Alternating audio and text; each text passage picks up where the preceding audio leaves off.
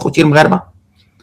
انا درت واحد البحث سمعوا هذه في الاول. درتي في قضيتك مع الطليقي شاده بزمام من الامور، ما تخافيش، غندير ليه نص الممتلكات ونستلف ليه المتعه وندي 200 مليون. بالله عليكم واش يقد عليا هذا في المحاكم؟ ما صحابلوش غنخرج ليه من الجنب مسكين. كتبت ليه النص خليت عندي الدليل. علاش؟ من زمان من بعدها دابا غنولوا في الرغيب. السيده اللي كانت معها الطليق ديالي قالت لي مسيره ما كيبغيكش، قالت لي سيري تعالجي، قلت لها باغي كنبغيه وبغيت نرجع معاه، قالت لي سيري تعالجي الضرائب وحتى شي حاجه، ما كنبغي وليداتي وقع سوء تفاهم، انا الغلط مني.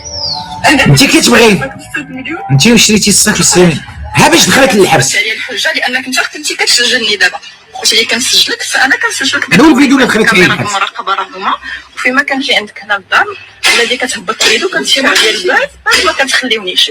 انا مريضه عندي مرض بسيكولوجي، امراه كتعاني من طلاق ضائع. هذا هو اللي دخلت عليه. عاد نمشيو للراجل، عاد نمشيو للراجل. انا نتمنى هاد سكينه تكون تسمع ليا وعلى وجه وليداتها، ما دوك اللي كيجيو كيقولوا لك حنا واقفين معاك، حنا غادي نديرو ليك واجي نخلصك للشهر ولا كاع ديري ليا اشعار. هادو غرارين عايشه. سكينه كنتي في الحبس وما طلش عليك واحد حتى واحد والو. رايبي جميله، شتي رايبي جميله ما طلش عليك به، خرجتي من الحبس ما جاتك حتى واحد. وكنتي عاقله انت خرجتي كاع من الحبس والديك وليتي كضربي فيهم. انا اللي تيمه، انا يتيمه بوالدين حيين. كاينين الناس كيقول لك نمشيو نبوسوا التراب ديال والدينا، التراب هما ميتين، كيقول لك هي رجع ليا والديا ماشي يضربوني قتلوني. فين غادا يا بنيتي؟ انتي فين غادا؟ وانتي فين غادا؟ هادو اللي خدامين على الكاجي نعطيوك لنا كتهضريها بالفلوس.